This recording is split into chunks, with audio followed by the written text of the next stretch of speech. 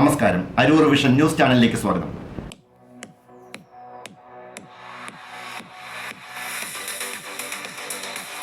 മാധ്യമ ഇടപെടൽ ഫലം കണ്ടു. അരൂർ 6-ാം വാർഡിൽ റോഡരികിൽ തള്ളിയ മാലിന്യം നീക്കം ചെയ്യിച്ച് പഞ്ചായത്ത്.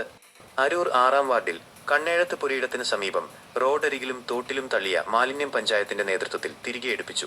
അന്യദേശത്തു നിന്ന് മാലിന്യം കൊണ്ടുവന്ന് തള്ളുന്നതായി അരൂർ വിഷൻ ന്യൂസ് അടക്കമുള്ള മാധ്യമങ്ങൾ റിപ്പോർട്ട് ചെയ്തതിനെ തുടർന്നാണ് അധികൃതരുടെ ശക്തമായ നടപടി. ഈ പ്രദേശത്ത് മാലിന്യം നിക്ഷേപിക്കുന്നതുമായി ബന്ധപ്പെട്ട് നേരത്തെയും വാർത്തകൾ വന്നിരുന്നു.